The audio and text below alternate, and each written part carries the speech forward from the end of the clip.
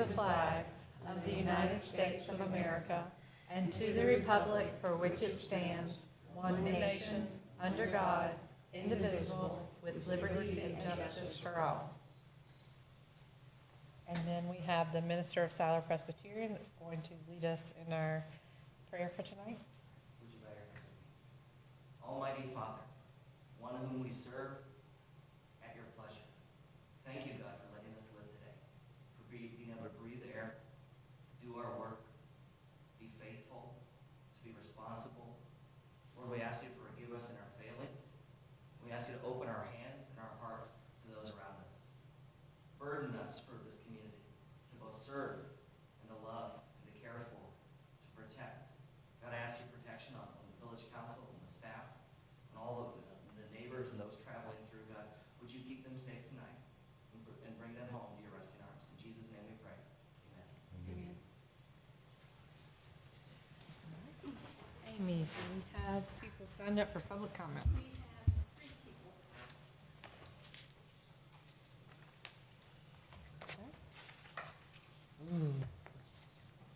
First, we have Harold Schumacher? Schmaker, okay, I was not too far off. If you will come to the podium and state your name and address for the record. Yeah, Harold Schmaker. I'm visiting from Florida. I've got family here. And I'm also speaking on behalf of one of your residents that asked me to speak for him. I'm here to support the resolutions ending the dilution of industrial hazardous waste into the public water supply. If we've learned anything from the last 6 years about claims made by the federal government in the area of health, it is that those claims deserve close inspection. Proponents of fluoridation often point out that fluoride occurs naturally in water, but what is being added to your water is not naturally occurring. It is hydrophosphoric acid, an industrial waste byproduct captured from the smokestacks of phosphate fertilizer manufacturing and quartz mining operations. Per a public records request, I learned the hydrophosphoric acid in your water comes from a quartz mining operation in Spruce Pine, North Carolina. And I've got the safety data sheet from it. If the fluoride ion was truly all that mattered, why not use a pharmaceutical grade compound? The answer is simple. Proper disposal of hydrophosphoric acid is extremely expensive, so the vast majority is sold to municipalities instead, resulting in a forced medical intervention on every person who turns on their tap. We are told the benefit driving this practice is a 25% reduction in cavities, which translates into 1/2 of a cavity per child. Think about that. Does anyone actually believe this practice originated as a method to marginally reduce cavities? Judge Chen in the federal fluoride trial ruled that fluoridation poses an unreasonable risk to children. The National Toxicology Program confirmed numerous studies showing a 5 to 7 point IQ loss in children exposed to fluoridation, and the harm extends beyond IQ loss.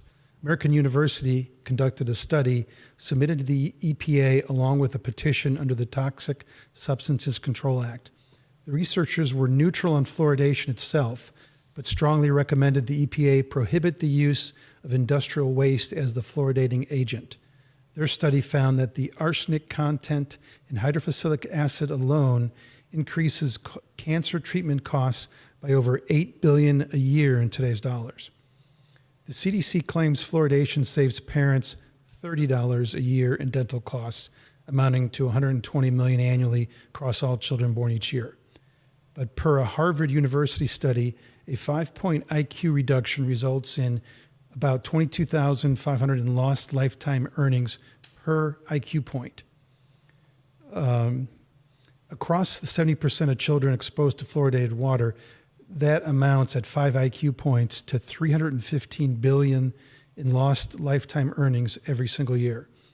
The economic damage is over 2,600 times greater than the claimed dental benefit each year. This is the economic cost of half a cavity per child. I ask you to support the North Carolina and South Carolina legislative resolutions, and I strongly encourage adding a resolution to the South Carolina governor who appoints the Lancaster board members, currently blocking Union County's efforts to end this practice. Thank you very much. All right. Maria Reed. you will come and state your name and address for the record. I'm Maria Reed. I live in Deep Hollow Court in Silver neighborhood. And I'm here to talk about the water fluoridation resolution. Only 5% of the world's population fluoridate their water. There are more people drinking fluoridated water in the United States than the rest of the world combined. Fluoride is the only chemical added to treat people who consume the water rather than to the water itself. This is done without our consent. Fluoridating water supplies is a form of mass medication, which is why most countries have rejected the practice. It's a shame that in the greatest country of the world, the land of the free, this forced mass medication is still allowed. The industrial byproducts of the phosphate fertilizer industry that's added to our water undergoes no purification procedures. Batch samples and certificates of analysis that accompany shipments of fluoridation additives reveal that they're often contaminated with elevated levels of harmful toxins, including lead, aluminum, and arsenic. Furthermore, the addition of this industrial byproduct to water is a risk factor for elevated lead exposure due to extreme acidity of fluorides. They can increase corrosion of the water infrastructure, resulting in the leaching of heavy metals from pipes and fixtures into the water that residents rely on for drinking, cooking, and bottle feeding their infants. Moreover, the corrosive nature of fluoridation chemicals requires the introduction of an additional treatment chemical to the drinking water to inhibit corrosion, called orthophosphates. So in the end, in addition to the fluoride chemicals, we're consuming a whole bunch of other toxic heavy metals. And for what? To possibly prevent a tooth cavity? There are plenty of pharmaceutical-grade fluoride products available in the stores for that, such as fluoridated toothpaste and fluoridated mouthwash. No dentist in their right mind would treat patients with the type of fluoride that's added to our water. We risk getting cancer or a neurological illness because of a possible cavity. I personally would rather risk getting a cavity, but I'm not given this choice, unfortunately, because someone else made this medical choice for me. We are forced to be slowly but surely sickened with these toxins. This should be a crime. Please support the resolution to end water fluoridation with industrial waste byproduct. Thank you. All right, and last public comment is Mr. Michael Crowder from Siler Presbyterian Church. You will state your name and address for the record, please, sir. Yep, Michael Crowder. I represent Siler Presbyterian at 6301 Weddington Monroe Road.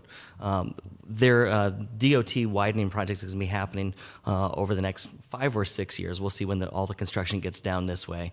But there has been a unique opportunity that Siler has been presented to serve the neighborhood and help it in its public safety. And so the current DOT plans around the 84 project around Siler are to have 2 more entrances installed across from the Food Lion Shopping Center, the shops at Wesley Chapel, and we are offering to donate part of our land for to be able to be used for a roundabout to slow traffic before it gets into the intersection, coming southbound or leaving out of the village northbound. And the current DOT plans do not include that, and we would love your support and advice for how to continue that project. I've got some pictures and things I'd love to hand to you so you can have some information about it. But anything that the church can do to help the village, to help public safety, to serve its members and serve you as well, we're all ears and we'd love to do so. Thank you. Will you make sure she gets one? Thank you.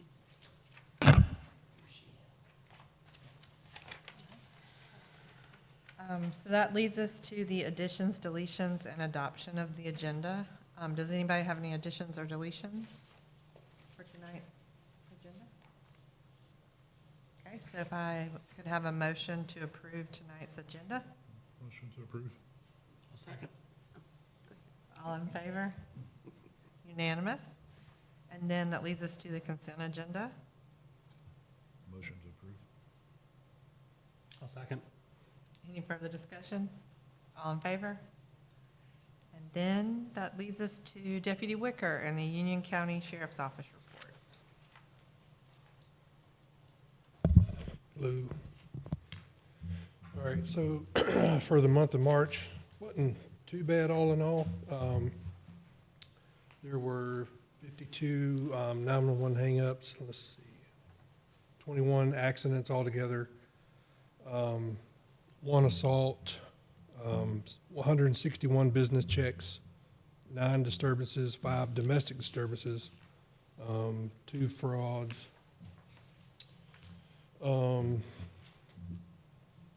Had a question about knock and talk. I'll just explain it. What that is like, you generally see it in like narcotics investigations. If we're watching somebody or whatever, we'll just go up to their house and just knock on the door and see if they're willing to talk. That's basically all that is.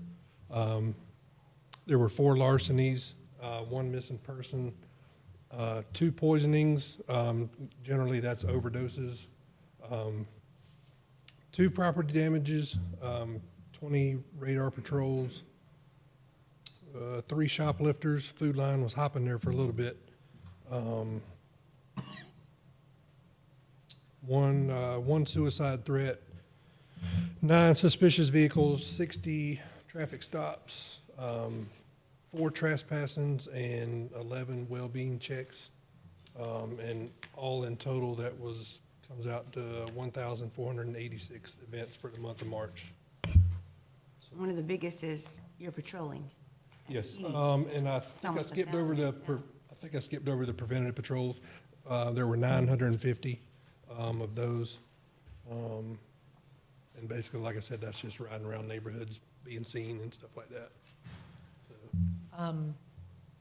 But just because we see it all over Facebook, how about the e-bikes? Is that getting any better? not really. So, I mean, I saw a bunch of them, like some of them live in this neighborhood and they'll jump over, and I saw them in the shopping center. And when they see us, what they do is they'll tap their helmet. That means they're getting ready to run. That's their, I guess that's their code or whatever. They come out of this neighborhood here, so Oh, yeah. they cut through the woods here and through this parking and they cross over. Yep. So, I don't know, I wish there was more clarity on, because it just seems like this has just exploded out of nowhere. Yeah, and it's not just our area. I No. see people complaining about it.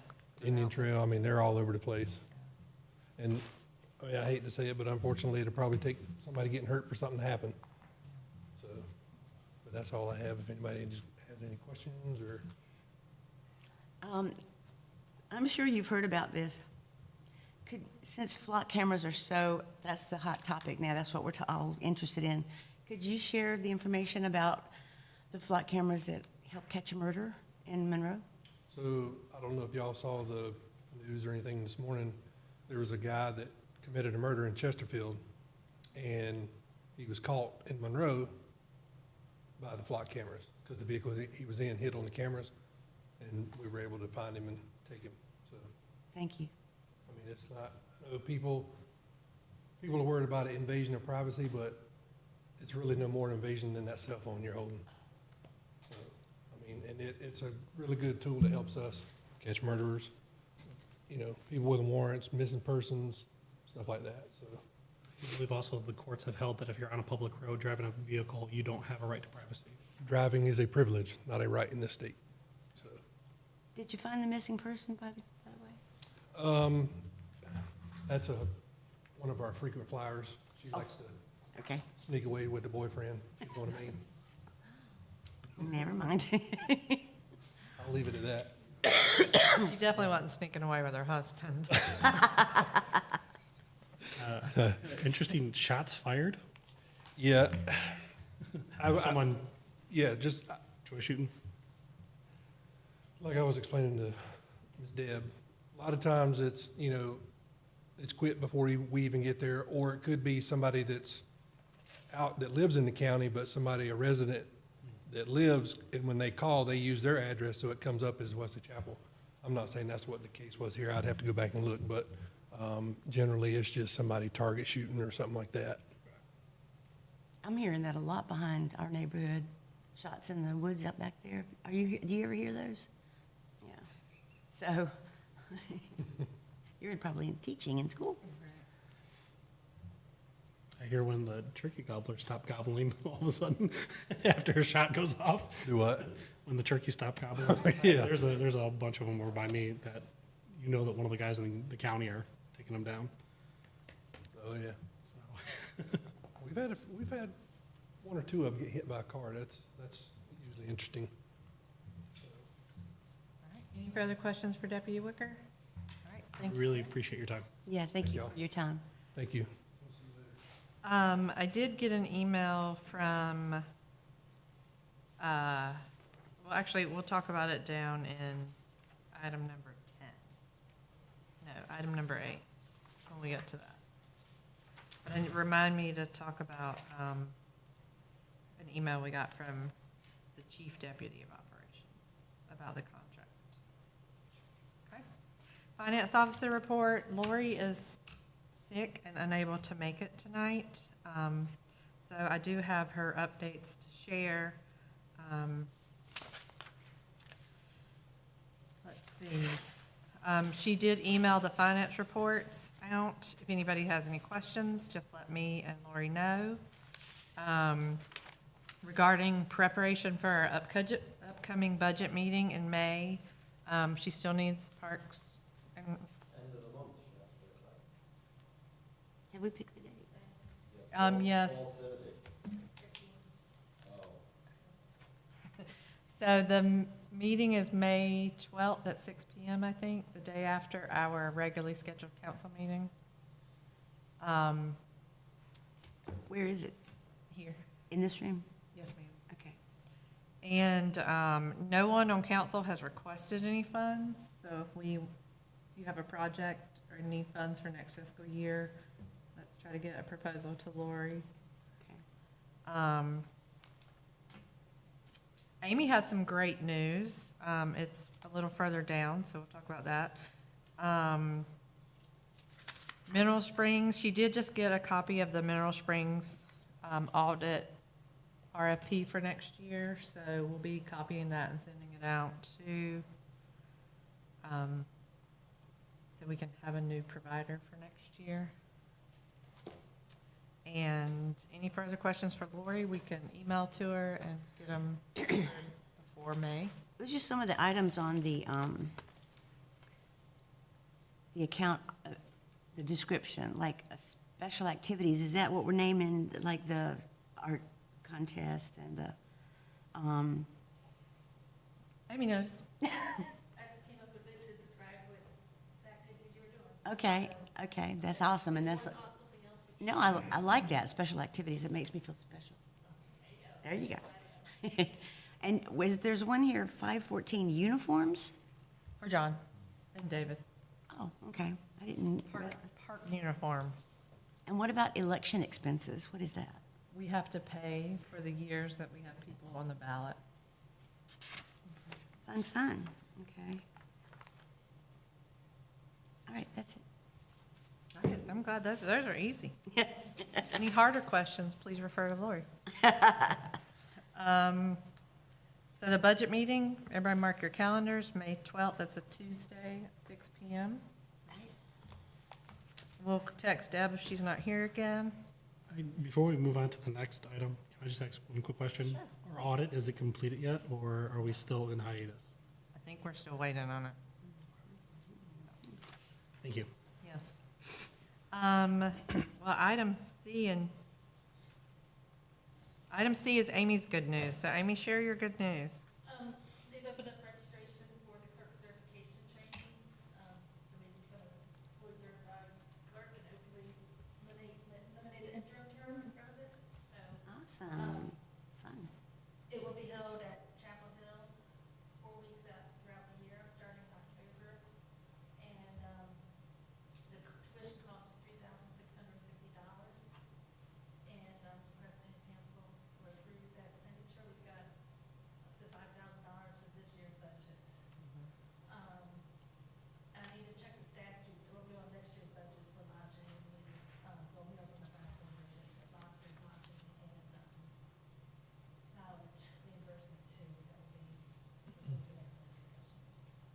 So it will probably be closer to that $5,000, maybe more amount by the time we get through. I don't know, I think there's plenty of money with some left over just for the tuition. Tuition's what's due now, Okay. the security spots. So we need a motion, and the actual training is is from October through May. You would just go at sporadic times. So it would definitely probably cost over 5,000. Well, total. For including, I did my budget, actually on Lori's days, there's a budget sheet, you get the total amount there. Okay. It was like $8,900, I think, with lodging, I was very, inflated. with Generous. it Okay. because graduation, we have, one of the weeks is during, the school's graduation, so rates will increase. Well, we want to make sure that you have the funds you need to Right. complete the eat training. Meals and everything while you're there, gas. I mean, there's a lot involved in going to those things. So tonight, we need council to make a motion to approve the tuition amount of $3,650 because it is due immediately. I will gladly make that motion. Is there a second? Second it. Any further discussion? Just a question, Amy, over the process. So after you go through the training, then do you have to take a test, or are you, after the training, are you in? It's a process, you have to be a member for a while, and I'm already in, I think, either the village or the New Year's trustee is member for like 2 or 3 years, so it is a process. And I think there's, to pass the class, there is an exam at the end, Gotcha. which will be in May, so, Cool. that's what I know about so far. I think it's very exciting because you've been waiting patiently for the spot to open up. So, I'm thrilled, so. and we appreciate your willingness to attend. Any other sites in Chapel Hill? All right, what? All in favor? Unanimous? Then we get to the Western Union Municipal Alliance report. We did have 2 speakers in public comment. And then you had the resolutions, in your agenda packet. And so WIMA has asked that other municipalities pass the resolution. I don't know, so in my opinion, if we vote to pass a resolution, we can pass the resolution and then forward it to North Carolina, South Carolina, whoever, and use the same language from one of the North Carolina ones.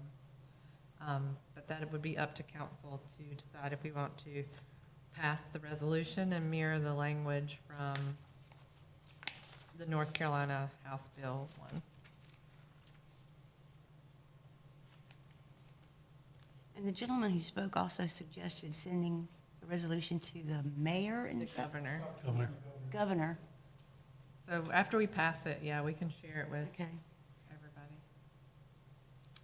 There should be 2, one for South Carolina in there too, that includes both North and South. Okay. But I don't know that us passing one for South Carolina means much. But we could pass one for North Carolina and share it to everybody in South Carolina. So, We drink the water from the Lancaster water, yes, we know that. Oh, yeah. so, and North Carolina. Yep. It does make it we'll pertinent. be passing it as a customer. So, what does the wording on the Waxaw one say? I saw that Mayor Dot sent one today, but I haven't read it yet.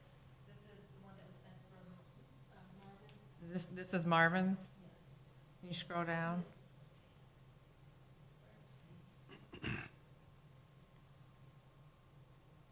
Posted line. So what we would, I mean, correct me if I'm wrong, George, but what we would do is pass a North Carolina resolution and then share it to other interested parties. Is there any benefit in a North Carolina government passing a resolution to a South Carolina government?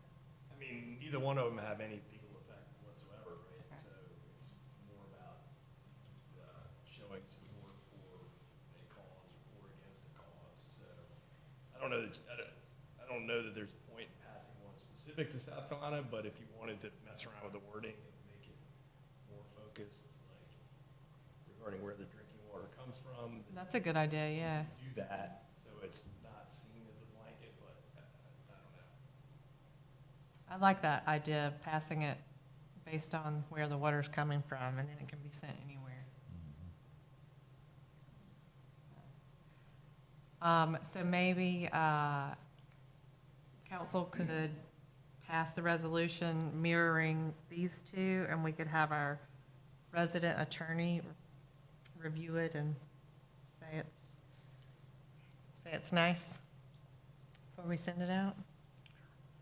Is that good? Yep.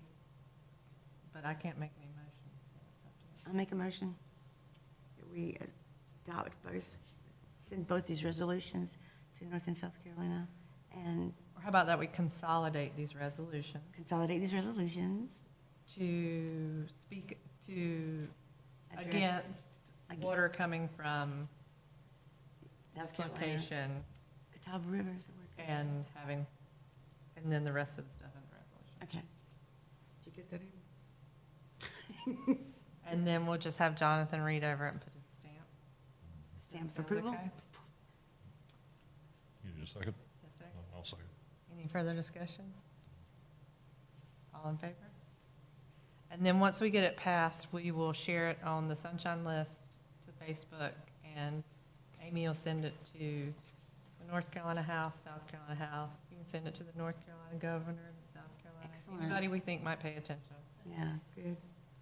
Okay.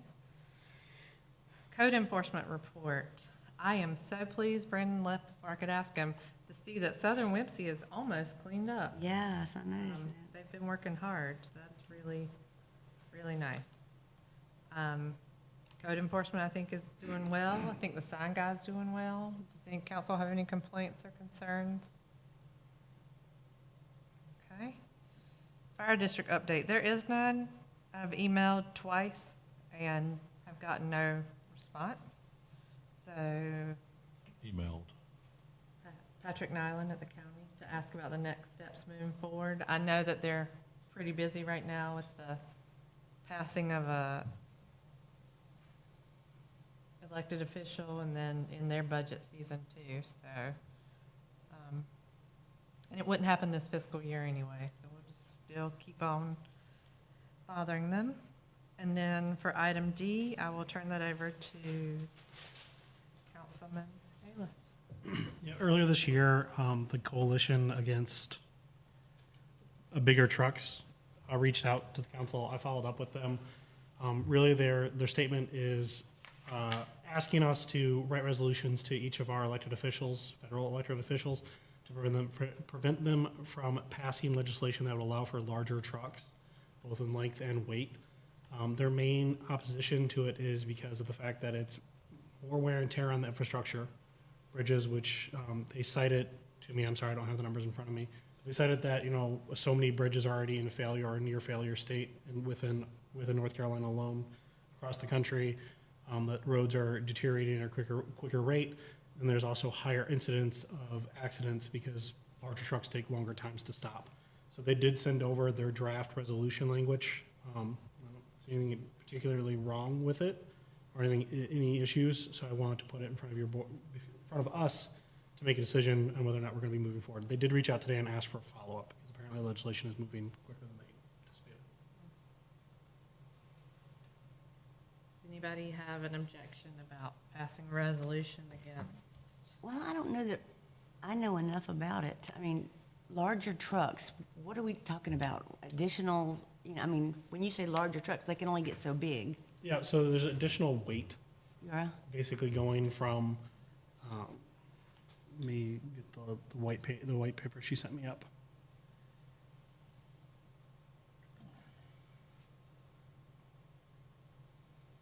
Because what do you call it when they have two trailers attached?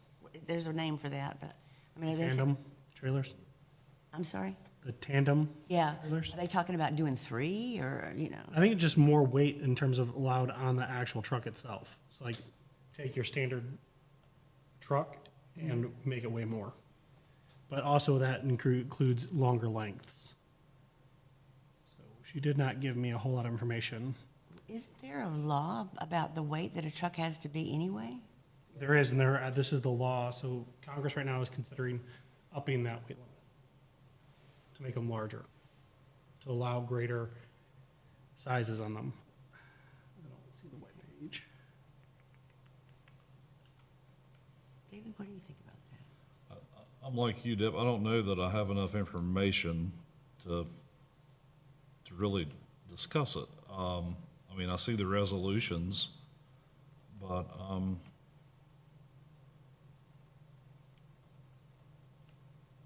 well, there's a lot of people, including myself, whose, Depend on big whose trucks. business depends on Yeah. trucking, yeah. And I understand, yeah, it makes, I mean, it has an effect on the infrastructure, but What my does it- car has an effect on the infrastructure as well, you know, and I don't have enough information other than to say, just on the surface, I'd have more questions, I think. Me too. I don't really understand. I don't know how much heavier you can get with a truck without breaking the axles. I mean, you know, I don't really, anyway, I'm not sure I could support it, you know, unless I got more information. Because I don't really see any reason to support it now, anyway, with what we have. And, you know, within the resolution, there's a sentence that says local roads here in our village weren't built for that kind of traffic. And the added cost would ultimately fall upon communities like ours. To me, the additional cost would fall on DOT, which in a way would get filtered down to us, but,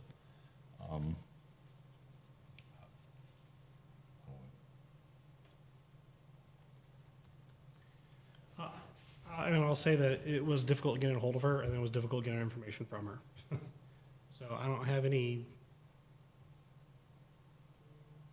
Well, you did a good job of We presenting. can say we looked into it. I'm comfortable with that.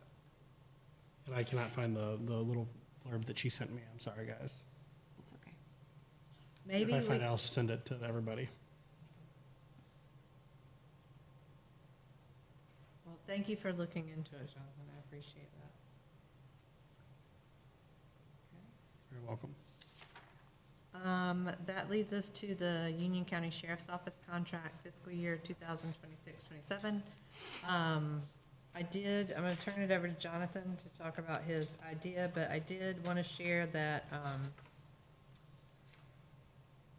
this afternoon, Tony Underwood sent an email and said, wanted to talk with you about the letter that County Finance sent concerning the slight increase in the cost of law enforcement services for fiscal year 27, specifically the sergeant position that is divided proportionally between the 5 municipalities, excluding Indian Trail, that contract with us. Please let me know a good time to discuss if you have questions. So if you were gonna have to review it for our May budget meeting anyway, but if you will review it and let me know any questions you have, I will try to get them to Tony, or give you Tony's number to reach out to and ask questions. I'm okay being cut out of the middleman of that, if you have questions about that contract. And then, Councilman Ayler. So as I broached the subject last month, I did some more digging at the request of council into whether or not there would be an option for us to have a donation type fund set up for additional deputies or additional costs. I want to put this out there that I'm not a CPA, so there are some assumptions in here that we will have to get verified through a CPA, but beyond that, North Carolina does support us being able to do this. George, I have some just statutes that I looked up and verified, but I'm more than happy to have you look them up and verify for us. But under North Carolina law, we are allowed to set up and accept grants and donations without having to set up like a separate entity or a 501c3 for ourselves. We can just do it as a municipality. That the donations that are made through there are exempt for charitable solicitation licensing requirements. That means we don't have to get any additional paperwork. We can just do it as the village. And then the donations we accept from there can be tax deductible depending on what the purposes are. That's where we need to get CPA. Generally, for police support and support of public safety is going to be considered a charitable tax exempt donation. So if we go out and ask somebody to donate to this fund, they'll be able to write it off on their taxes, both on the federal and state level. Now to the meat of it is there are other municipalities in the state that have set up charitable public safety funds. Probably the best known and the one that I was able to find the most information on is Durham's. They do have a charitable fund that goes towards supporting police officers' families, police officers' equipment, and other public safety equipment. I was not able to find any that specifically say that it is for funding of additional officers. However, there's nothing else that says that it's excluded from that. The biggest caveat that I could find to that is, like Lori said at the last meeting, is the fact that we risk going out having a gangbusters year of getting donations from local businesses or individuals, and then as time goes by, that tampers off, and then we're left holding the bill for it. That's the reason why I have a feeling that most of these ones I was able to find throughout the state are requesting for support for equipment as opposed to actual officers.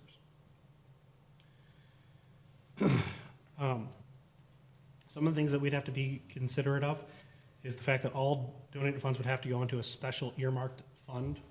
So they'd have to come in to the donation fund that we'd have to set up in our own accounting system, and then we would have to appropriate those through our normal appropriation process. And it'd have to go towards whatever we said that we were going to do it from. So if we set up one for public safety, it would have to go towards public safety ultimately.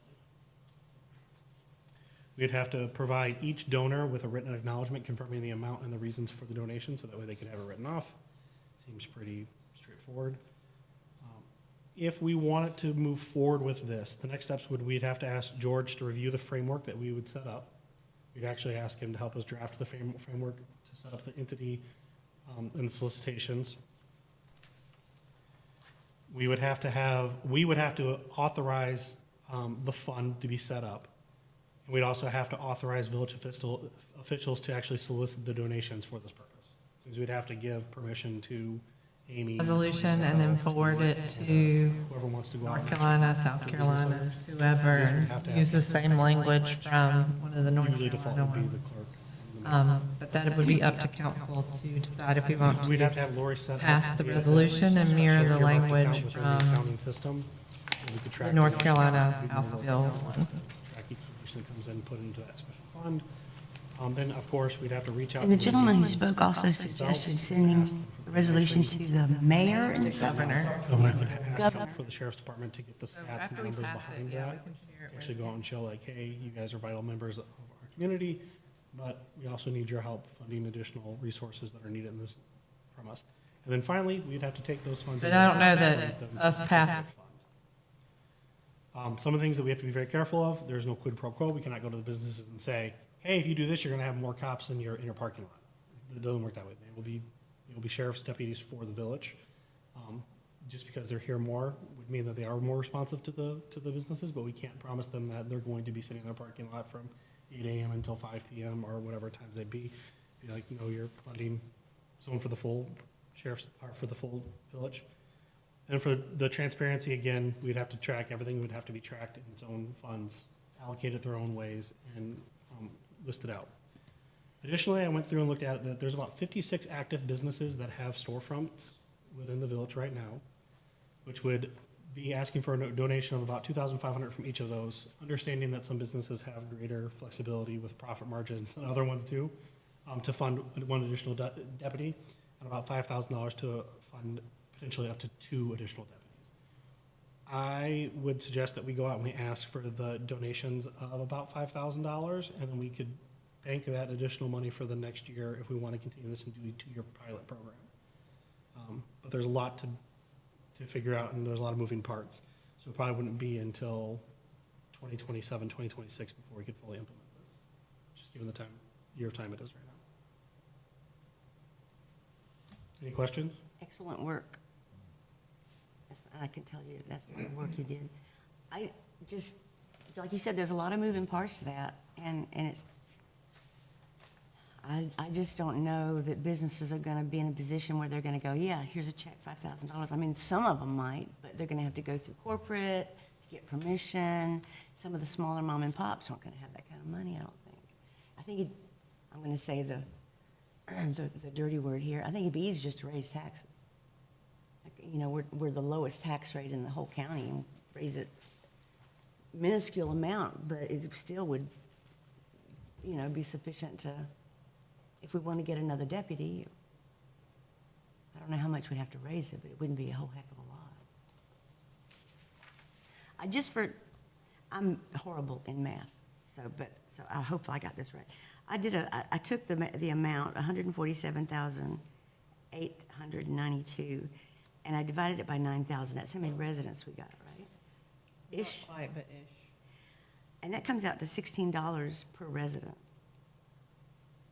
You know, I just don't think that if you tell John Q. Public, well, you know, we've got this amount of money we need to make more deputies. If it's important to them to have more deputies, they're gonna be like, okay, go for it. It may be a good ask before the next budget meeting to have the actual cost per household calculated, to cover another $150,000. And how much we'd have to go up on taxes to do it, you know? Because nobody seems to mind in this area, the tax rate goes up. Oh, well, I don't know. I think they mind. Really? Yeah. You guys heard, I only heard the other side. Like, finally, you guys are doing something. Yes, Mr. Lepke? Just to play on Deb's comment, yeah, there's 9,000 residents, well, all those are families with children. So really, you might be looking at 4,000 households, 3,000 households, not 9,000. $16 per head, but it's a lot more per household, so just be careful using that number. It also depends on the value of your house. But we could probably get that data before the budget meeting.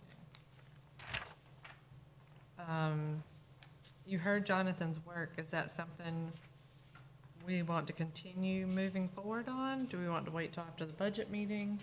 I did find it interesting, Lieutenant May's answers to the question that Deputy Wicker only responds to incorporated properties and businesses unless it's an emergency. I was not under that impression. So it is nice to know that he is servicing Wesley Chapel residents and businesses. Although in my own personal experience, you know, last year when I had my incident in my house, when I was out of the state, Weddington's deputies showed up to my house because they thought I was in Weddington. So I had 6 Weddington officers at my house within 10 minutes of me calling from out of state to the non-emergency 911 line. And they asked me their first question, do you live in Weddington? Just because I'm by the Weddington sign doesn't mean I am. So I don't know if that's, You don't know if I that bet they data's didn't leave. accurate. yeah.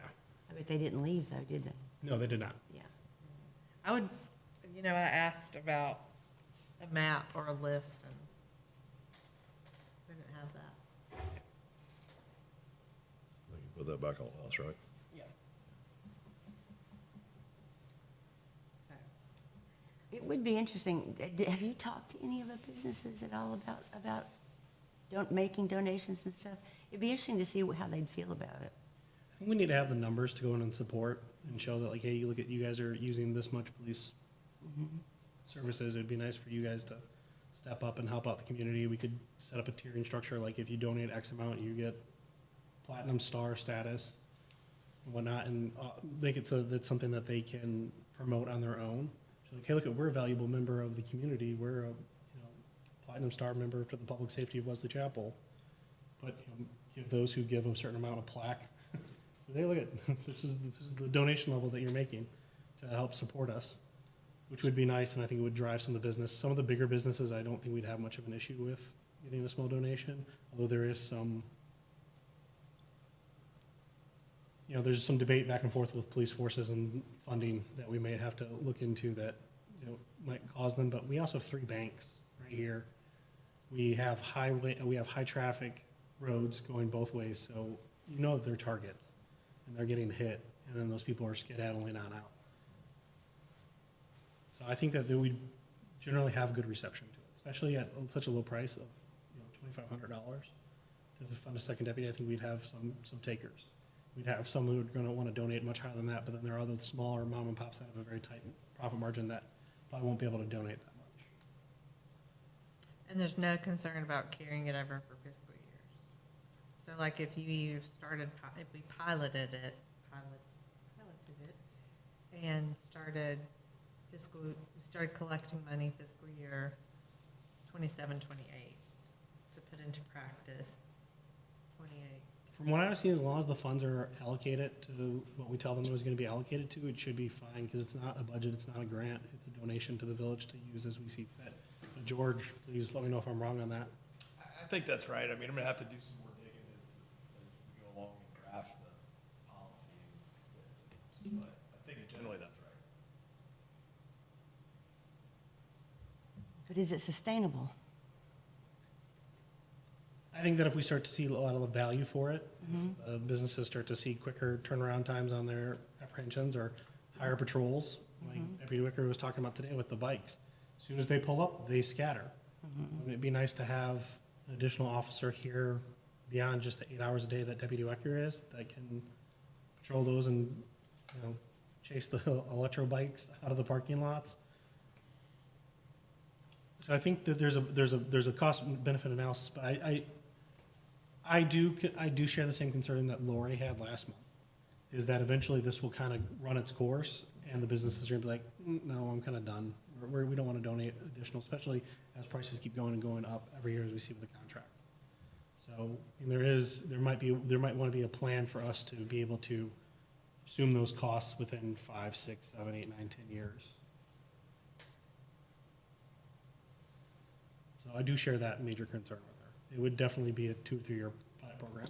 But at that point, we also might be able to justify that cost by raising taxes if we are seeing an improvement in value, if we're seeing an improvement in traffic, or seeing an improvement in service, that they might be, it would be a better argument to be able to say like, hey, businesses aren't willing to fund this anymore, but I think we should keep doing it because we saw X amount reduction in traffic violations. Okay. So we will make sure that there is a bulleted discussion item for the Union County Sheriff's Office contract at our budget meeting. And then we will, if you have any questions, I can forward you Tony Underwood's number, and you can ask them and then share them with us at the budget meeting. How does that sound? Okay. Thank you, Councilman. Chair Kennery is not here, so we will just turn it over to Emily, and she can tell us about the planning board meeting. Yes, actually, it's our next item on the agenda, was our discussion was the McCoy Farms subdivision, Phase 2 plat. That's what we did at planning board. So I can go ahead and, that's okay, go ahead and move into that. So what you have before you tonight is a request from Pulte Homes for a final plat approval of Phase 2 of McCoy Farms subdivision. The final plat for this phase is to create 22 lots. The other 21 lots, right-of-way easements, tree save areas, and common open space were all approved as part of Phase 1. On March 23rd, 2026, the planning board recommended approval of the final plat for Phase 2 of McCoy Farm. So what's before you tonight, as you can see on your screen, the lots for this phase are the ones that are in the shaded area. Everything else was covered in, as I stated, in Phase 1. The request of the board tonight, or the council tonight, is to review the proposed final plat and approve, conditionally approve with modifications, or deny the final plat for Phase 2 of McCoy Farm subdivision.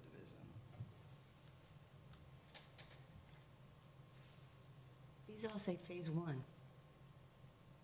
Yeah, everything is showing that Phase 1 is that, all the white area is Phase 1. And then the gray lots, the 22 lots are Phase 2. Okay. And they have all the approvals and all the things that they need. Yes, ma'am. to move forward.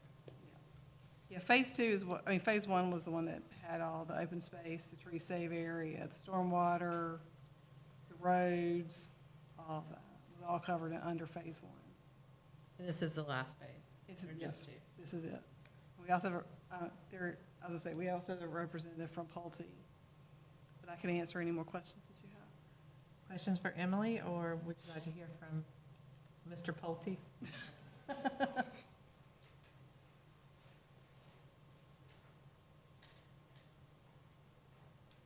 Our deep thinkers thinking. How's the tree save areas coming? Are they giving you any trouble? Are you able to keep some trees alive in there? Yeah, it was based off the engineering. Engineer comes up with all that, but yeah, there's a very good amount of tree saved in there. Have you, On lots, I think there's like a 75-foot buffer, and then if you drive to the neighborhood, it's kind of secluded, so it's really nice. how many homes have you sold? Haven't sold any yet, we're building them all right now, so should open up in September. No street lamps for this phase? There will be street lights. Yeah, that was all covered, yes, In phase one?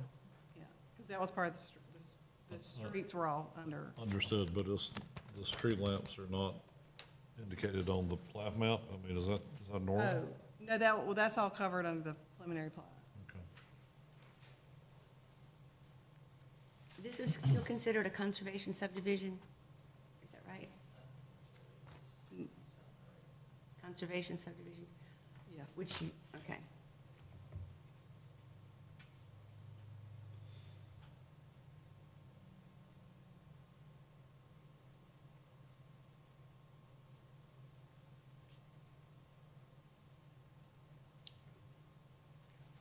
So is there a motion either way to approve, deny, or approve with conditions for the phase two plat of McCoy Farms? I don't really see any needed conditions. I would recommend approval of McCoy Farms Phase 2 Is that a as motion? Is presented. Yeah, I'll make that as a motion. there a second? I'll Second.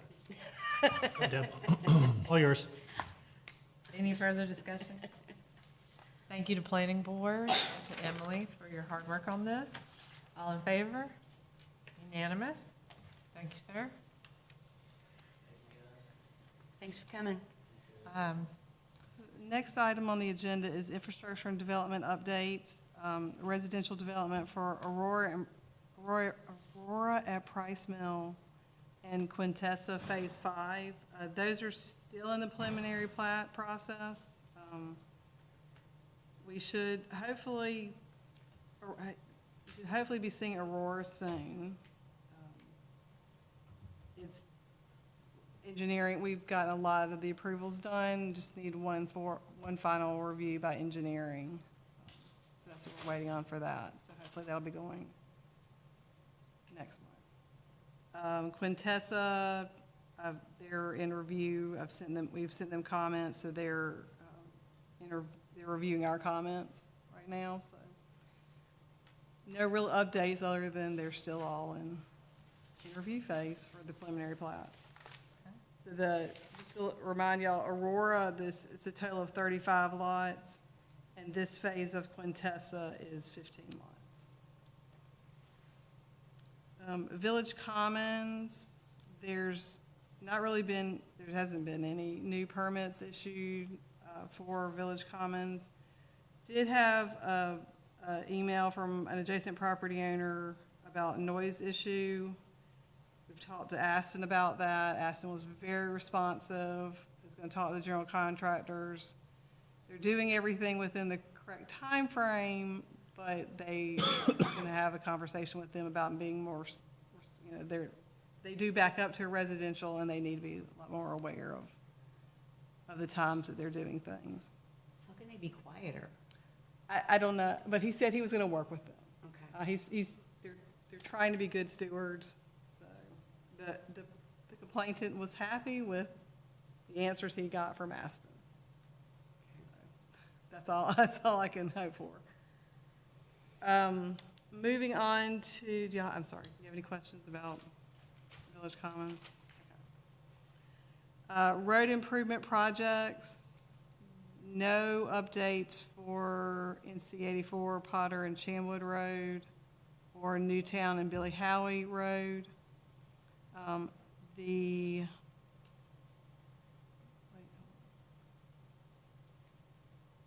Or Billy Howie and Waxhaw Indian Trail Road. Newtown and Cuthbertson Road roundabout.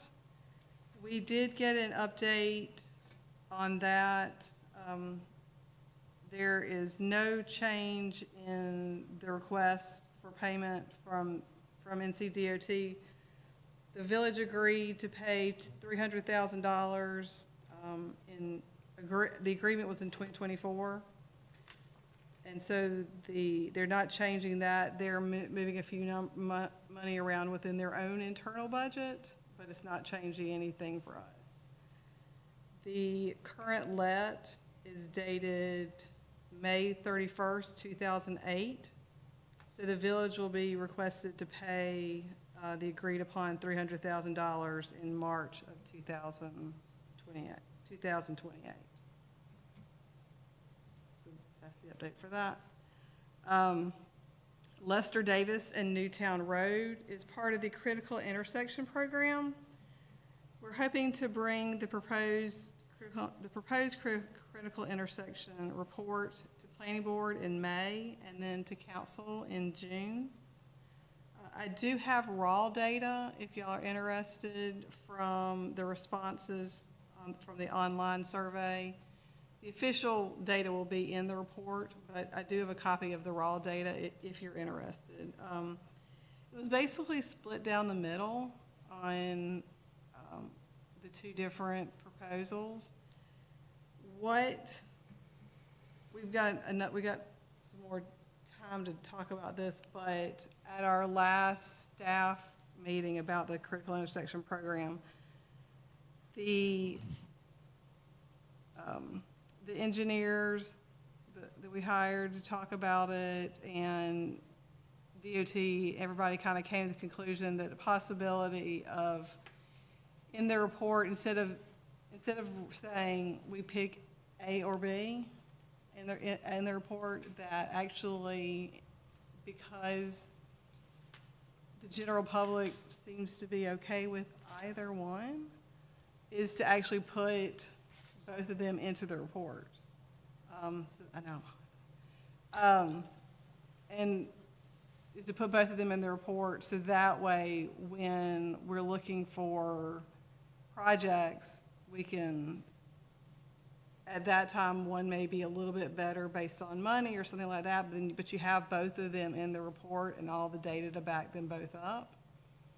So that's probably what's going to be in the report. Instead of A or B, it's probably going to be A and B, because the public seems to be literally split down the middle on either one. So, we've got our next staff meeting on April 30th. Like I said, we're proposing to bring it to planning board in May and then in front of you in June. And then, so that'll be done right. All the municipalities are proposing to have all of the councils review and recommend the report before it then goes to the county council in their June meeting, which is a couple of days after y'all's.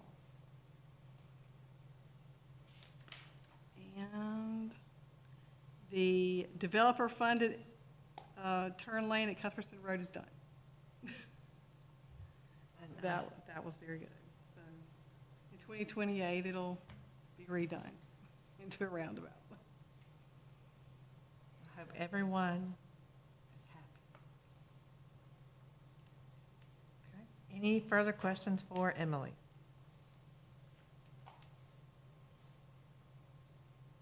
Okay, thank you, Emily. We appreciate it. Feel free to turn that down. You can turn it down. It's broken. Oh, it's broken. Yeah, it's not, there's no air in here. 68 and Oh. 2 degrees. Since we've been in here. We've been trying to turn off some of the lights. I don't know if that would. And we'll just try to hurry up and finish and we're done. How about that? So I'll be calling the HVAC tomorrow. Yeah. All right, so let's bring up Mr. Lepke, our Park Director Extraordinaire. Good evening, Council. So a few general updates. Last week, we took care of a dangerous tree. Pained me to see it cut. It was almost dead. However, I was approached by a neighbor of the park after the last storm we had. It was dropping 10-inch diameter branches in their yard where the dog roams. They asked me to come have a look at it because they were concerned. They see it swaying, and it's definite lean towards their bedroom. So under our existing tree service contract, I got the guy to come out and cut it last week, and then had him take care of some other issues while he was there. It made me sad because it's that diameter at the bottom. It was probably 200-year-old tree, but it hollow throughout the middle, rotten, full of carpenter ants. At some point it was going on that house, so the neighbor's very happy that we took care of this liability for him. I did get into the flock cameras, and when I did, I learned how to go back and see find out how I can see how many visitors we had. I could only go back so many days, but in January and February, we averaged, remember it was cold most of the time, we averaged over 200 cars a day in the park. So I didn't have time to get to it today. My intention was to look today, see what it's been the last month. I bet you we're now at 300 to 400 cars a day in the park.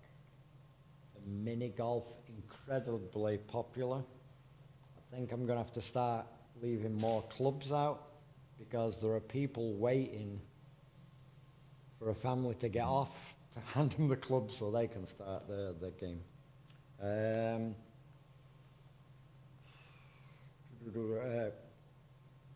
I'll talk about the miniature golf competition in a minute, but I wanted to raise another topic for you to think about before budget time. I know for good valid reasons some members of council are concerned about the whole idea of a non-resident pass to play golf and selling tickets and all that. Leasing of it would be an absolute challenge. So I talked to Harold briefly about the possibilities of us having a donation box.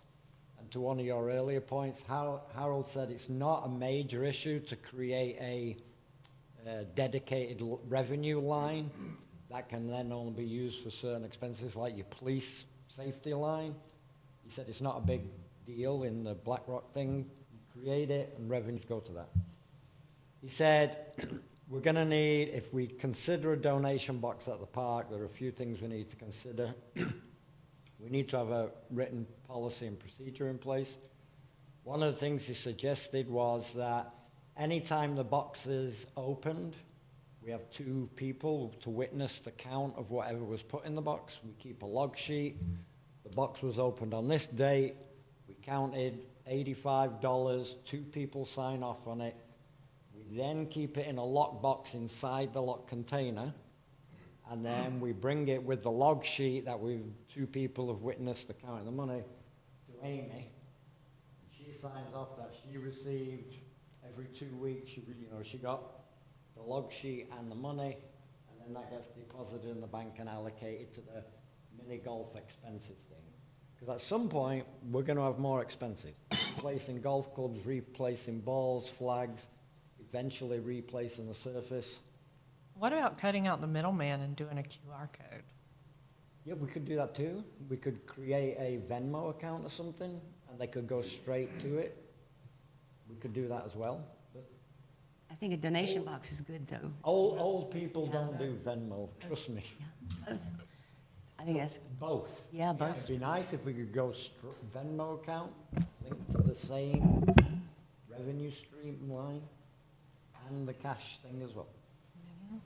But, buying a lockbox from Walmart to stick in the container is not going to be expensive. You can buy a really secure lockbox we can bolt onto the storage container for people to drop money in.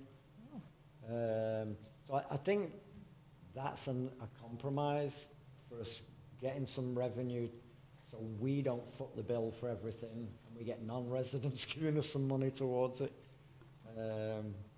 and it doesn't have all the complications, well, as many complications as trying to police does somebody ever pass. I just wanted to mention that. One other thing I wanted to mention quick before I move on to the mini golf competition is the e-bike thing. I've seen them flying through these trees here. For very little money, I'm sure it'd be way less than $500. I could put a section of split rail fence up on the town hall property line here to stop them coming through this way. Just split rail, me and Big Dave could go out there with a post hole digger, put a fence up, at least stop the bikes coming in from over this neighborhood here. If you want me to do that, I'd be happy to do that. Can do it, wouldn't cost a lot of money. It looks nice, it would look nice too. Real, It's yeah. not gonna prevent it, all of it, because a lot are coming from this neighborhood back here, but it'll certainly stop these kids cutting through town hall property to get over there with their buddies that they go wheeling with them. Mayor Ford? Yes, ma'am. I've seen them recently, they ride around the pond. And I could never get out there to say anything to them, because they, like, say, we see it. No, I've stopped them. And one kid says, "This is public property, I'm allowed to ride here." I was like, "No, it isn't. I work here. I'm telling you, you're not allowed to ride here. Get off." Because they can't. They go in the pond and they get air coming out of the pond here. They fly in the air and they go into the parking. Seen them. That age, I think that was a lot of fun too. We can stop them coming in from there, very low expense. Just drop 4 or 5 posts and comparable number of split rails. If you guys think it's worth it. Don't have to tell me now. I think it's a good idea. I don't, anybody else? I mean, you say it's not gonna cost any money per se, I mean, or, we're not talking about an expensive thing. Is it in your budget currently? Sorry? Is the $500 to $600 in your budget currently? No, I don't have a budget for anything at town hall. I only have a budget for stuff. There's a town hall, there is a town hall budget line, a couple line item. I don't know how much is I left in can't it. see it being that, maybe $300. Posts Well, and we can- rails, the rest is just labor, and post rails, bags of concrete, that's it. Well, we can think on it and Think put, on now it. look at money, the line items. Yeah. Okay? Right. Right. On to the mini golf competition. We've announced it. A lot of people interested. Amy, how many we got signed up so far? That's the count, it was about 17. 17 signed up for tea times. What we plan to do is anybody who has a tea time gets priority on that time.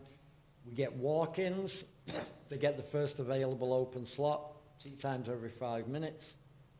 We come up with rules for the competition. Amy's doing a little laminated sheet. We can post those. We're also going to do a little poster and put it on the notice board. And hopefully Amy's going to create me a QR code that you scan and you go direct to the sign-up genius to book a tea time. We're still 2 weeks out. We got a bit of landscaping to do around it. Few finishing touches. The course is so popular. All day long we got people using it. And not only kids. I mean, we've got seniors coming out and playing. We've got adults coming out and playing. 18, 19, 20-year-olds playing. It's really, really I took my grandson out Wednesday and played, and it was a blast. You did an amazing job, and the woodwork and all the things that you've built along that, it's incredible. It was a lot of fun. I'm pretty pleased with it. Yeah. Big Dave as well, you know, it's been a big team effort to get that done. Kudos to you. That's Today I had another golf company out, so Edwin Watts, there was a guy walking with his kid, and I heard him say, "Oh, I wish we'd have brought our clubs." So I said, "Hey, I got clubs and balls." Man played it with his son, he came back, he said, "I work for Edwin Watts. I manage the store in Charlotte, they're a big golf equipment supplier." He said, "Is there anything we can do to help?" I said, "I'd love a nice map of the course." Got us the map done. it's really Printed pretty on too. It's metal. beautiful. A Yeah. lady in my neighborhood did the artwork for us for free. She's a graphic artist. We sent the artwork to Edwin Watts. He got this beautiful sign made. He's asking if he can do more. Told him about the event. He's planning to bring out some swag, like 2 packs of golf balls and hats and tees to give out at the event. You're coming to cut the ribbon, right? Are you coming back at 5:30 to do the trophy award, or do I need to find somebody else to do it? You might want to find somebody else. Okay. 'Cause after I do No here, I'm problem. apparently driving to Hickory for a soccer tournament. Right. So the plan is, they can sign up for tea time, play, and then like once an hour, I will post on Facebook the leaderboard, so they know if they need to come back at 5:30 to get a trophy. I've asked Joel to ask Harris Teeter if they'll donate some waters, sodas, chips, bags of popcorn, just to have available. But he's working on that. If not, I'm gonna spend some money from the budget that we had from parks and, what was it called, programs and events. You allocated $700 towards. I'll use that up to buy ice, soda, water, that kind of stuff. The rules we've come up with is you got to play with a course putter, so no equipment advantage, because a lot of people bring their own clubs to play it. If a ball goes out of play, you're allowed to pick it up and put it back in play, 1-stroke penalty. If the ball is up on the border so you can't hit it, you're allowed to move it 1 club head length away. You've got to tee off from the black tee-off mat, so you can't tee off from on the green, because that protects the surface. And just be honest with your score, it's just for fun. We have the trophies, they only cost us $90. We got trophies for 5 and under, 6 through 11, 12 through 14, 15 through 18, 18 plus, 65 plus, and a family trophy. They can play with a group of 4, and even if they play with 5 or 6, as a family, the 4 lowest scores as a trophy for them. Edwin Watts also said he'll give us a $100 gift card for the store to give to the lowest score of the day. Wow. So, and then another organization came today. They're called Tea Time. They're a national organization. I don't watch golf, but apparently they were all over the Masters with advertising. They provide, it's a non-profit, they have professional coaches teaching kids how to play golf. There's one in Pineville, a chapter in Pineville. They got a huge driving range, indoor digital golf stuff. He came out today because he'd heard about it, loves what we've done, and he's asking how can he help. So I said money, of course. He said they often get stuff donated that they get far too much of, and he'd be happy to give that over to us for our cause. He's going to talk it up and let all the coaches know we've got this local pudding facility. He said they may come out and organize an event out there just to give us some exposure on it. It's super popular. Now, on the day, I thought after Amanda cuts the ribbon, what if council had a playoffs to use the best putter on council? Hey, I'm there. Just a thought. I almost got a Amanda's hold- family, they can play almost the got a- first round, almost. something like that. If I could get my family all together in one location, that'd be amazing. Better book your tea time now. And the date again is when, John? Sorry? The date is when? 25th, Saturday 25th. It was the only, we don't have a rain date yet.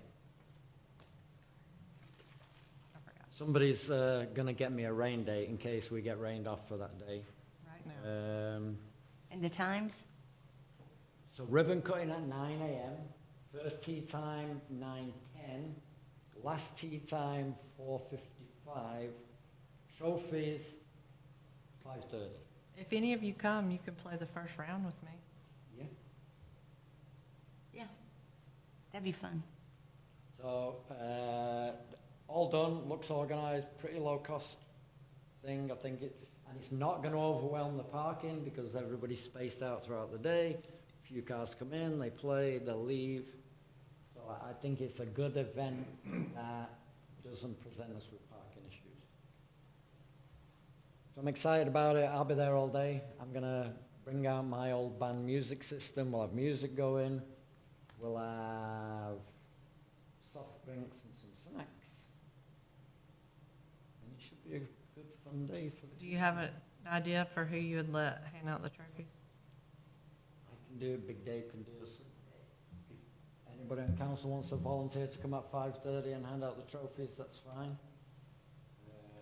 I'm indifferent. Maybe if the Edwin Watts guy is around. That's a good he could idea. do it. Maybe if the tea time guy is around, or one of his coaches could do it. Yeah. Professional golfer. Yeah. So yeah, we'll figure that out close to time. We got 2 weeks to finish up, making it look real pretty, the rest of the course, and put mulch down and things like that. I heard Roy McElroy is only a 90-minute flight from here. Yeah. All right, so if no questions on that, I'll move on to the big topic, Sent you rain dates. the bids. So, George sent notice to the prior contractor that we are ending our relationship with him. We've had no response about it. And I'll come to that later, we need some response. So we rewrote the specification to be in line with what many contractors told us they can do for the kind of budget we got. Amy Black rewrote the plans. Same as before, just a reduced area for cleaning, reduced volume. We got 3 bids. They're on the screen behind you or in front of you. I don't know if you can see it in front of you. So Magnolia is formerly the Terra Group that did the breach for us. You can see their number there, 230. Lynn Thomas Grading, I don't know. I'll make some comment about that in a minute. But they are the low bidder. And Cash Grading came highly recommended from a Weddington resident that they did a pond for here. Their business is doing ponds, so that's what they do. And he sent me some photographs of projects way bigger than ours that he's done. So I'm pretty confident all his references will come through great. Magnolia, we know they did the breach for us. Lynn Thomas Grading, number 1, number 3, visited the site, walked the site with me, asked questions, got their geoprobe, did measurements. I'm confident they are totally aware of the situation they're getting into. Lynn Thomas Grading was somebody Amy heard about from a colleague in the industry. I didn't walk the site with him. He didn't call me about walking the site. Don't know if he's been to the site or not. He may have been, but he's a low bid by quite a lot.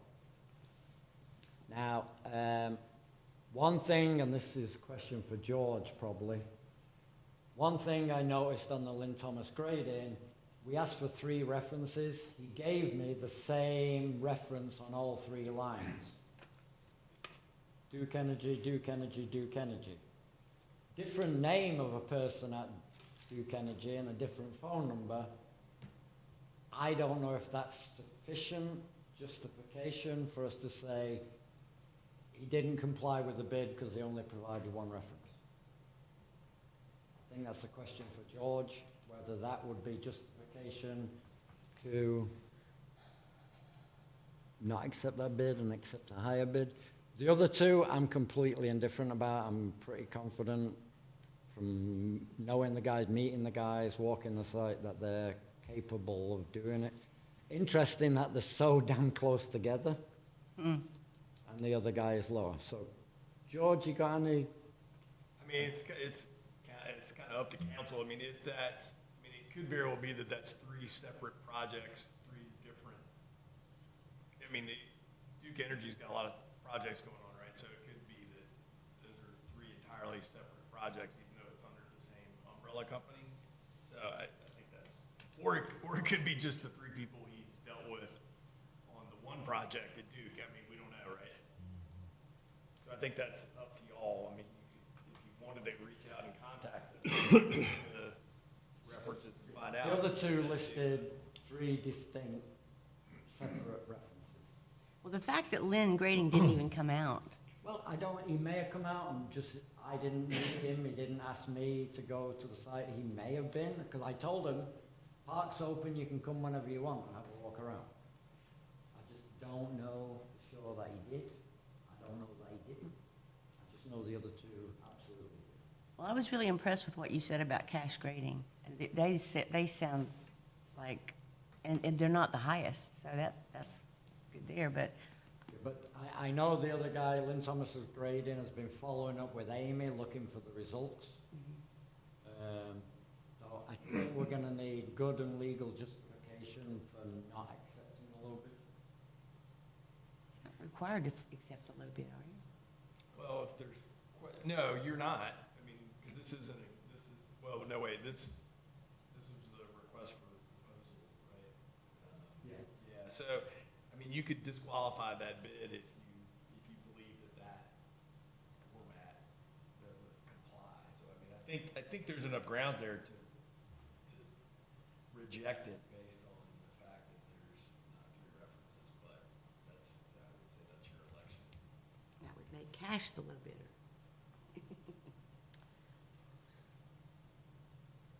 My concern is we went with the low bidder before, right? And it has not been smooth. And it, Based on all your millions of calculations, are these doable prices? All three?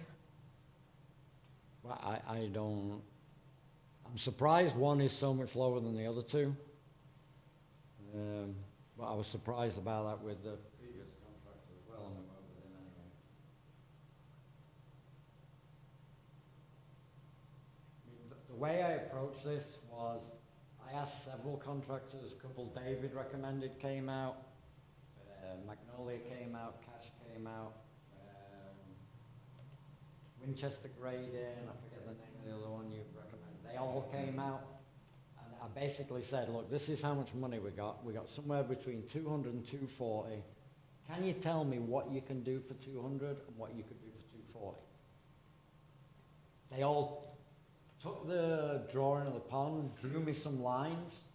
Here's a $200,000 line, here's a $240 line, $240,000 line. We kind of melded all that together with Amy, the engineer, and then she came up with a plan that was kind of an amalgamation of all the things experienced contractors have said that we'll be able to do for the money we got. We then wrote an engineering spec around that and issued the RFP.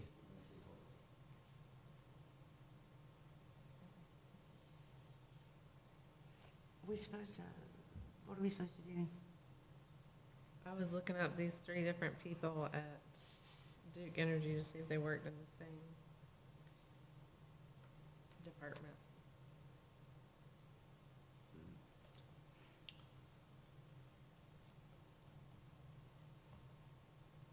Well, I would definitely, before we decide on Lynn Grading, would want to know if they came out. How can they make an offer if they don't even know what they're talking about? Maybe I make a suggestion. Huh? Give you two options, approve two options. One is, I call all three references at Duke Energy.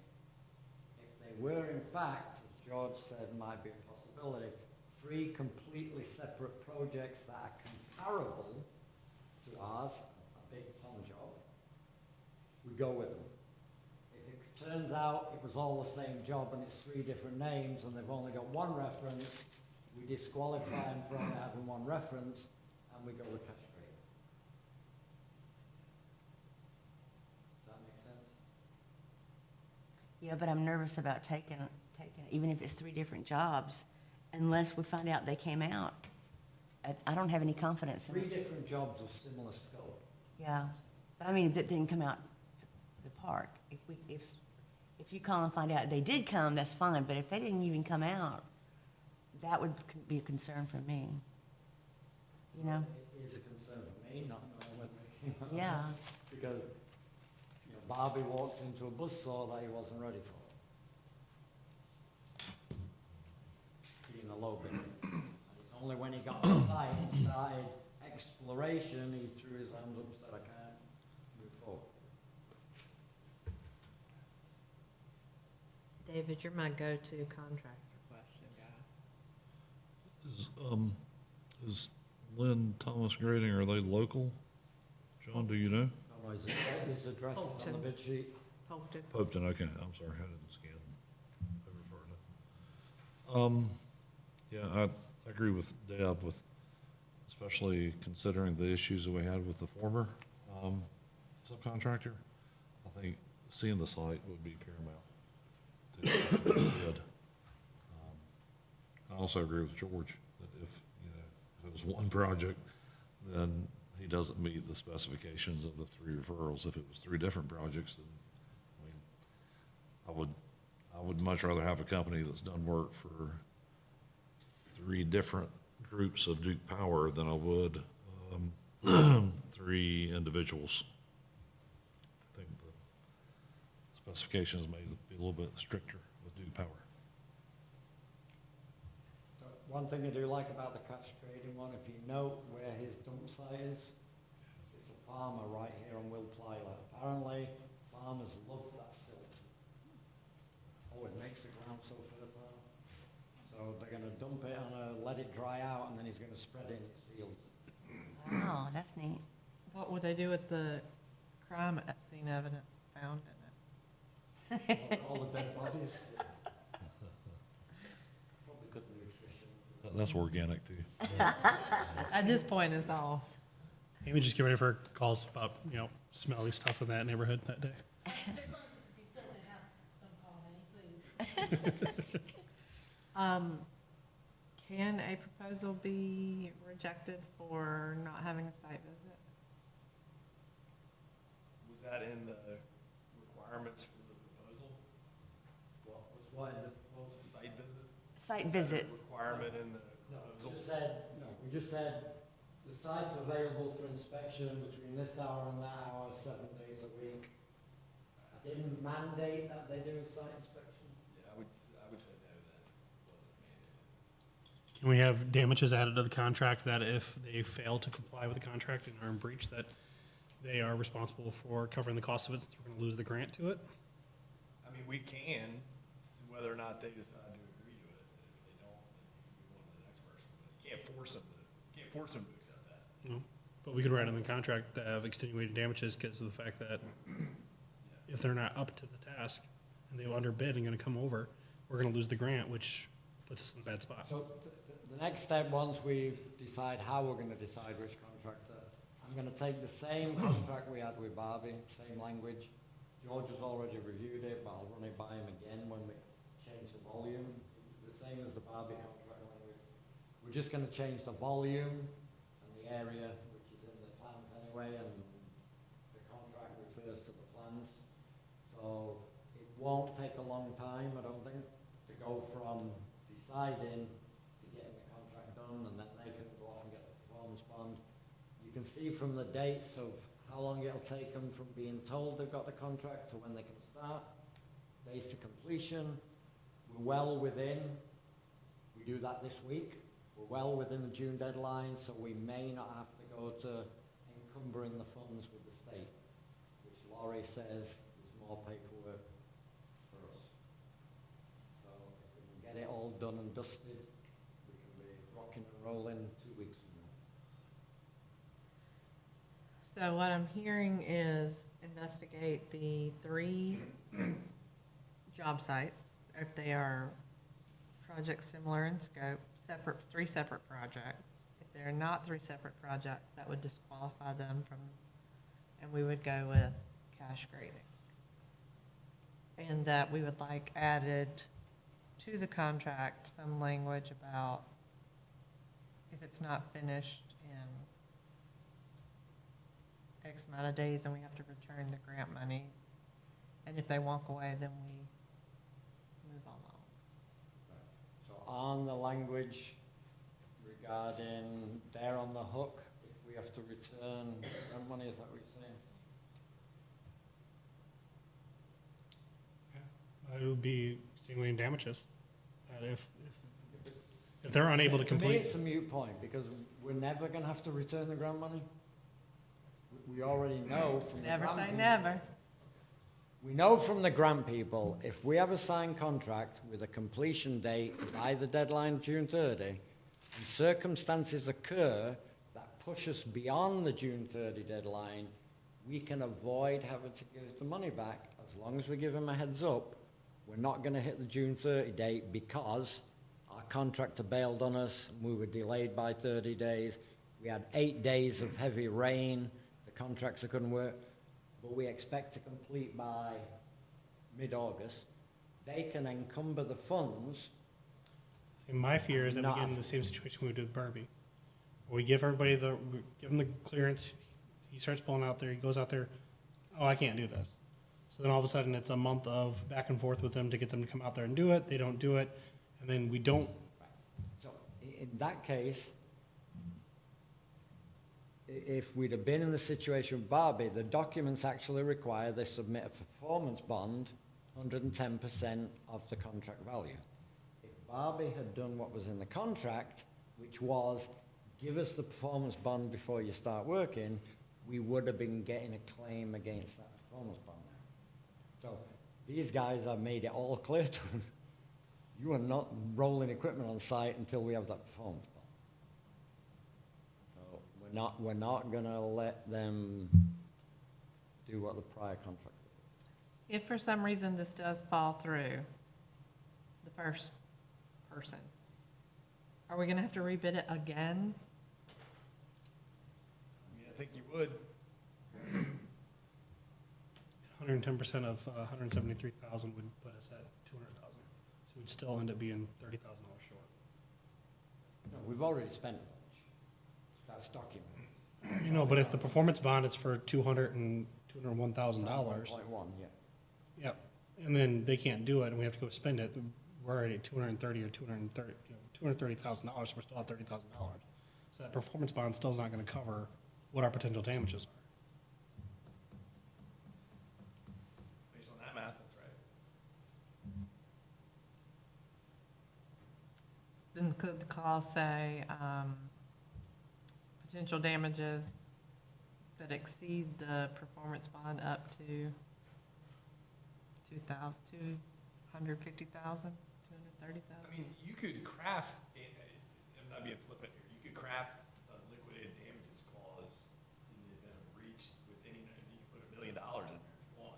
I mean, the difficulty is gonna be getting the contractor to agree to what you want to make you whole. That's gonna be the problem. I don't know that that's feasible. I'd be surprised if they would agree to that. But if they don't, you could, if they don't agree to the contract, you could roll to the next, Okay. you could go to the next person. Because I'm just looking at, $50,000 difference is a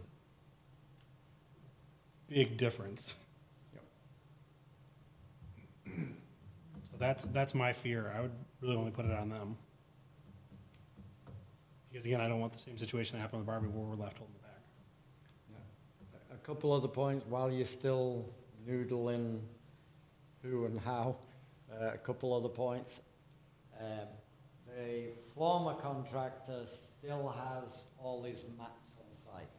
Now, these mats are 12 by 9 pieces of timber, 20 foot long, very, very heavy. Some of them have metal bars joining them together, so 3 or 4 are in a pack nailed together, super heavy. Can't move them with a tractor, you need the heavy equipment.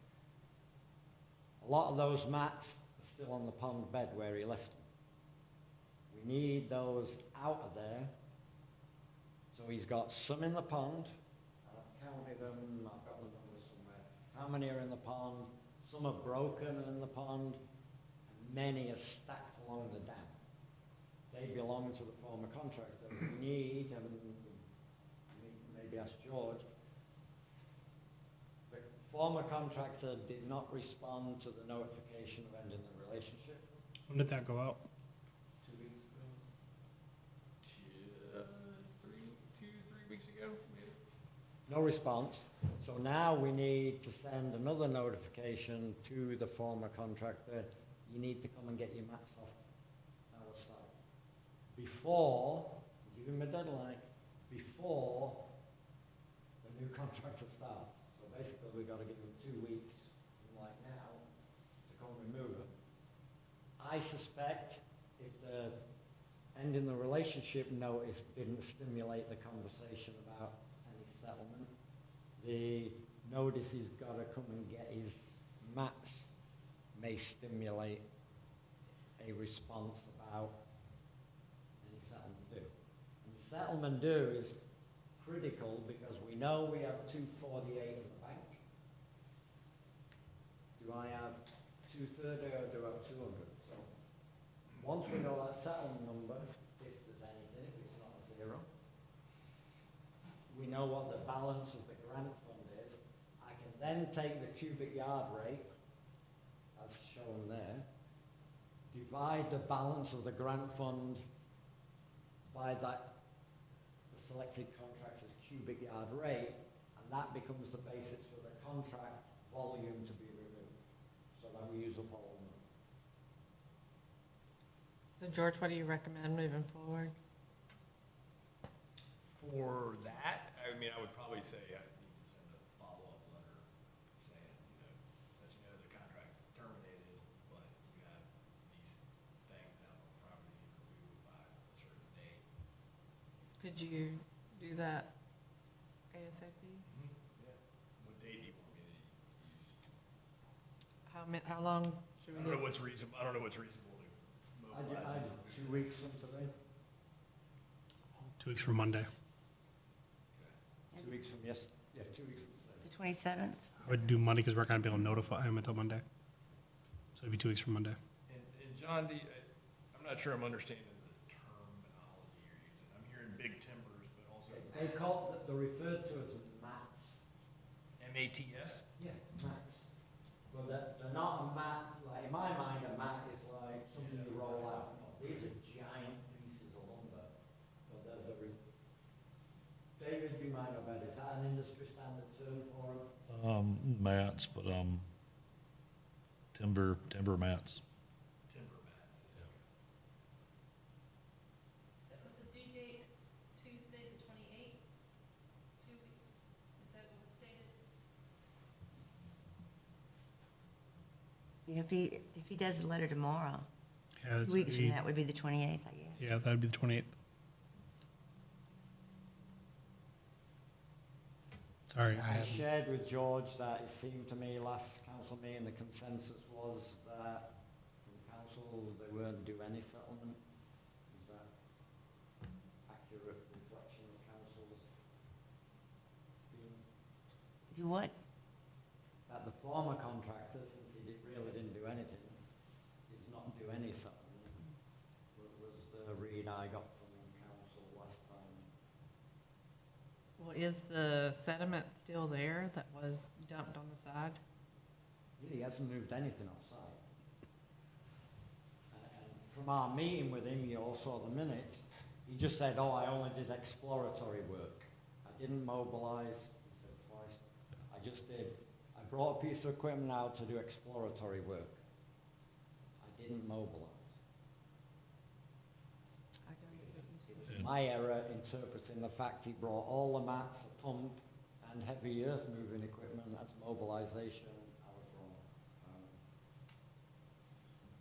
In my opinion, if we never had an executed contract with them, and we didn't, since we didn't have the performance bond, We did sign a contract with him. but he didn't uphold the requirements of the contract, which was not having the performance bond. In my opinion, that voids the contract, therefore we don't owe him anything. What he said. George, you go with that? Yeah, sure, yeah. I mean, I don't know if you want to, I don't know if you want me to discuss stuff like that as an open session, but I think that's a very reasonable perspective. I do not want you to discuss that in open session. But I speak for myself. Okay, we don't have to discuss that in open session. We will just ask you to send a letter about timberman. So, if I understand, I think somebody might have to make a motion that I'm to reach out to Lynn Thomas to the references provided by Lynn Thomas Grading.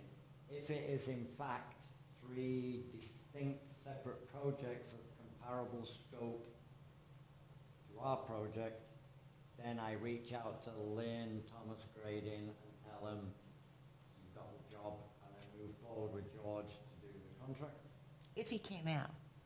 If it turns out all 3 people are referring to one single project, he's not provided 3 references and is therefore disqualified, then I go to cash grading and tell them they've got the contract, then move forward with George on negotiating, writing up the contract with cash grading. Is that correct? I'm just nervous about Lynn Thomas Grading. You know, I don't think we should consider them at all because of, But legally, we don't have a leg to stand on unless they did not give 3 separate references. Correct. but if they didn't come out to the site, how can they give a? That wasn't written in the Wasn't a RFP. requirement. Oh. I mean, a qualified contractor could look at Amy Black's drawings and understand what the work is. Okay, I think we'd be less nervous if we hadn't just got burned, right? yeah. I mean, I could call him and ask him if he was at the site, But it won't do. but it has no bearing on whether we award him the contract or not. It's related to whether he provided 3 references or not. I've got a bad feeling about that. All right, go with that. I need a motion then. Can I motion it as Park Director Lepke just spelled it out, or do I need to repeat the motion? That work for me? Okay. Then I make the motion. We make the motion, you make the motion that Park Director Lepke contacts the 3 references for Lynn Thomas grading to find out if they are 3 separate, relatable, comparable projects. If not, they are disqualified, and we will be moving forward to cash grading. Is there a second? I'll give it a second. Any further discussion? Yeah, I do think that we need to modify the motion to include liquidated It's easy for you to say. words are hard. Liquidated damages So with, before we rescind motions, is anybody gonna support that? With the liquidated damage clause? yeah, Yes. Okay, so rescind your second, send my second. rescind your motion. Rescind the motion.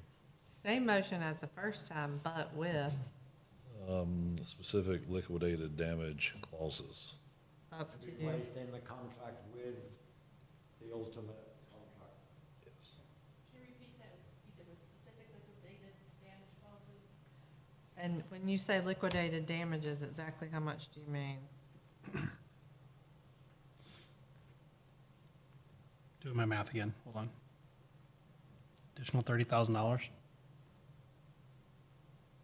Because $30,000 would take it up to the top bid, and we know we have one that's below it, at 27,000. This I'm not understanding the trigger for the liquidated damages. If they fail to execute on the contract, if they breach the contract, that we get the performance bond, right? Which is 110%. So 110% of $173,000 is $17,000, which is $200,000. So if they breach, yes, we get that bond, great. We're still left $30,000 difference between their bid and the next closest bid. Okay. So what you're trying to do is make sure we got enough money to go back to one of the other guys after we didn't award them the contract and say, well, we've now got the money. Yep, because we're right up against the butt of this grant, and if we don't have enough time to execute all of this before June, then we're left holding the bag after June. Of like, well, we gotta have it done, but because your breach, yes, we get the $200,000, but that's not enough to actually go through and do the project now. We don't have that additional funds from grants. George, can you draft me a clause that? Yeah, if you'll send me the contract and this bid summary, Yeah. then I can do that. And we can have it time down there too. If it's not, if it causes us to lose the grant. Right. It is the only time it Yeah, comes into effect. yeah, that's kind of what I was thinking. Yeah. Not into the actual As I said earlier, we're not in jeopardy of losing the grant Supposedly. because of the incumbent thing, Do we trust? state. Right, we'll put it in there, see if they like it. Okay. So, David, are you making that motion? I am. Is there a second? I will second it again. Any further discussion? All in favor? Ooh, all opposed? Ooh. Can we ask, oh, I know why, never mind. Yeah, I would go straight with cash grading. I would not go with Lynn. I wouldn't give them a chance because of the problems that we've already seen. But again, to John's point, we don't know that they did not visit the site. They could have visited the site without John being aware of it. And we don't have a reason to reject them. We don't have a legal reason to reject their bid. Duke Power, Duke Power, Duke Power is a good reason. And I will document the conversations I have with the three people at Duke and send you guys a note what the people said after I've been able to talk to them ear to ear, so you know. And then I'll let you know after those conversations how we're moving forward. And then George will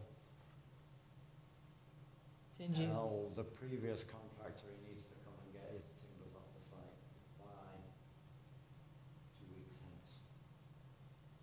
All right. all right. Yes, Then. 2 yea, 1 nay. Bledsoe, nay. Nay. Is that all, Mr. Lepke? Any further questions for Mr. Lepke? Okay, Ms. Bledsoe, take it away. Take it away. The fourth annual, get that, elementary school student art show has been judged, and the art teacher, Danelle Kearns, has been notified of the winners. She said the students are always very excited about this, about the contest, and they're coming here to have their little reception. I want to thank all you guys for judging, helping me out with the judging of this, and identifying the most talented of the talent that we have at Newtown Elementary. I appreciate you guys' help, I really do. Ms. Kearns has requested to have the recognition ceremony in May, so it will be May 11th, and it will be at 5:30 to 6:30 on May 11th, before the meeting, before the council meeting. So if any of you want to come and meet the winners, and I always invite them to stay behind and be recognized during the meetings, but none of them have. And this beautiful tree I've been for you right here is an oak tree. It is a white oak, and that is what we bought for our 250th commemorative tree.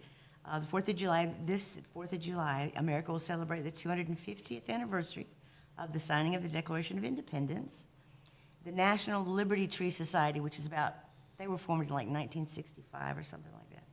They've been encouraging municipalities across the country to designate an American Liberty Tree in honor of that date. And so the village, now we have our very own Liberty Tree. It's right out there by Loplolly. And sometime this week, John and Big Dave are going to come help me because I'm going to help me plant it. And it'll be our living landmark to this historic event.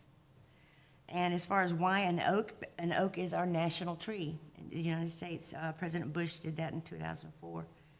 It was chosen for its strength, endurance, widespread presence across all 50 states. And the mighty oak symbolizes stability, courage, unity, all qualities associated with the American spirit. So this is what we have to look forward to in the fall. Isn't that gorgeous? Same tree. Probably not, but let's just say it is. In 200 years. One more thing, speaking of trees, we had two individuals approach John at the park recently asking to sponsor more trees at the Dogwood Grove. So we're going to take their money and get them a tree and a plaque and... Two of the trees, we planted last time, didn't make it to the winter. One is yours and the other one. replacements are arriving tomorrow. So this week I'll get the 2 replacements back in the ground. And then from my landscaping budget, I ordered 4. So I'll have 2 trees to replace the ones that didn't make it. I'll put 2 new ones in to add to the grove. And then if Deb managed to sell those, Then we'll give that money back to you, reimburse you for that. we'll put the plaque in the 2 trees. Yeah, because the plaques aren't that much, they're like anywhere from $15 to $20. I can't remember exactly. It's been a couple of years, but they're not that expensive. The tree is usually the expense. And this tree came from Trees Union. It's like it's if you bought it from a nursery, it would be like around $200, but they sold it to us for $100. So, yeah. That's it. All right. Any questions for Ms. Bledsoe? Will you let me know when the planting is going to occur? I'm sorry? Let me know when the planting is going to occur. Okay, well, John is going to let me know when he can, sometime this week, I guess, Won't hopefully. be tomorrow, because I've got plant delivery arriving, I've got unload and place. Just shoot me an email. Big Dave and I'll let you know. Yeah, 'cause I wanna be here too. Because it weighs 150 pounds, something like that. Yeah, it's a big tree. It's gonna take 2 of us to lift in the hole, probably 2 of us to dig the hole in this heat. Don't you have the auger thingy? You don't have that anymore? It needs a hole, you gotta dig a hole twice the size of the pot. Question, the new plants and the new trees, are they within the sprinkler system? So I've selected a site, Deb and I came early to walk the site with Deb. So we have selected a location that is Okay. being irrigated.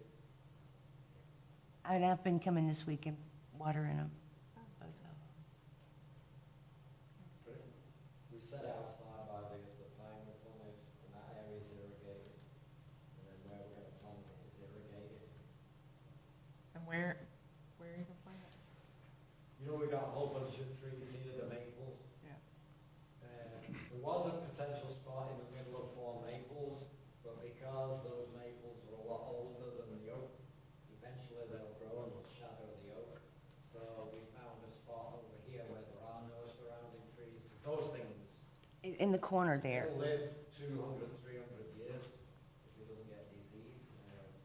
But they told it, we cut one down last I week, know, this big around. breaks my heart. 120 feet, 130 feet high, so we found a spot where it has plenty of room to grow that is irrigated. And the new park plants too, they're within irrigation? as well. The new plants you're gonna put in at the park?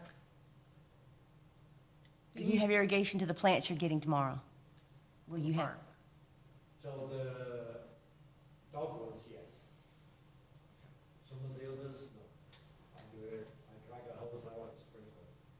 And I know I have water in the pond right now. Yeah, that's what I was I'm not thinking. gonna have water for 2 months in the pond, so for 2 months I'll be dragging the hose around, trying to keep everything once a week watered. Like 15 minutes zone, 15, 30 minutes of zone, at least once a week to keep everything watered. And I'll probably come up and water that I oak. did, in prep for the budget proposal submission, the irrigation guy was out today. I showed him where I want to irrigate around the parking lot, and I'm again gonna propose we expand the irrigation system to irrigate around the park and around the playground. Where the plant is. He'll be getting me a number soon. As soon as I get that, I'll be sending Laurie everything. Okay. All right, thank you, Mr. Lepke, Ms. Bledsoe. Council comments? When we're doing our budget meetings, Yes, ma'am. well, maybe not the budget meeting per se, but, you know, some of the other municipalities, when I go to WUMA, and they talk about having planning retreats. And is that something that we could consider doing? Having a planning retreat, but not here? I mean, go someplace like the beach or something, no, I'm kidding. But I mean, go someplace, We did do retreats in the past. Right. When Brad was the mayor. Yeah. The council was also a lot more divisive. If it's something council is interested in, I mean, we could certainly plan like a longer planning meeting. It really just depends on what council wants. It's just when you get away from where, you get out of the same environment. We get too far away because we're a quorum. But I mean, Hilltop, for example, they've got a private room. It doesn't cost anything to go in there. You can close the doors. We you can't could close the eat. doors, though. We're a quorum. Wherever we are is a public meeting. Well, it's big enough for other people to come in.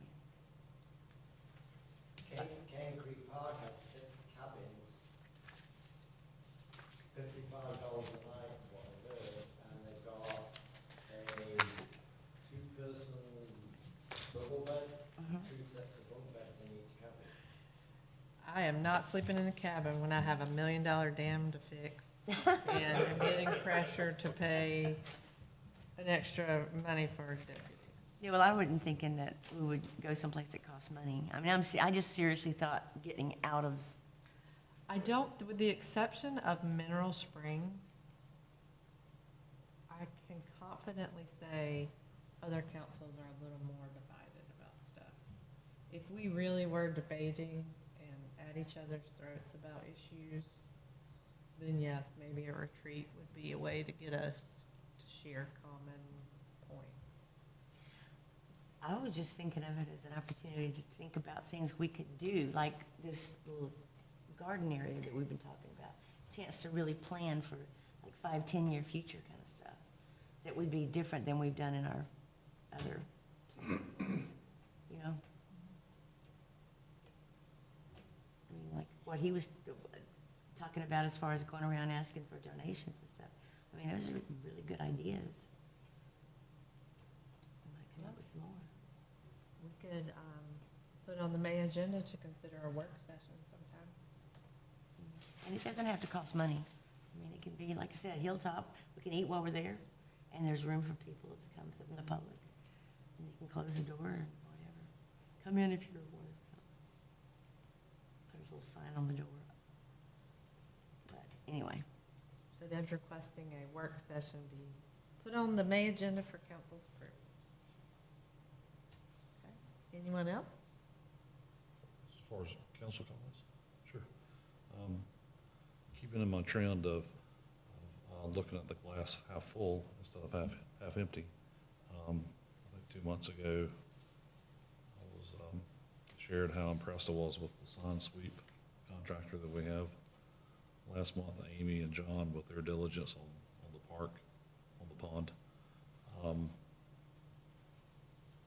This month, Amy reached out to me last week and asked if I would be available to pick up the McCoy Farms plat. I wasn't sure, and without even asking, she offered to bring it by my house. So Amy, I sure appreciate it. I know you're being in the position that you're in, just like with us, sometimes it's a thankless job, but I certainly appreciate you doing that for me last week. I hope you submitted the mileage for that. That's right, that's right. Second thing, timing of information with summer here, with the blessing of having grandkids and many soccer games. And with my work, whenever I finish up on Friday at about 3 o'clock, I don't open my computer until Monday at some point. If there's any way to get the information earlier, it would certainly benefit me, and that it would give me time to review it. My plan today was to stretch out 30 minutes to where I could pull it up and really look at it. I was on the road at 5:30 this morning, and I'm having lunch right now from that.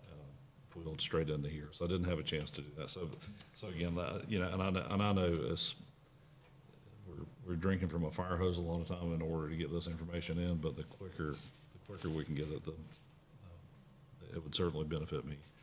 And lastly, in the hopes that our minutes are being read by the residents we represent, I want to put this on public record and hope that it gets out and the public responds, residents respond.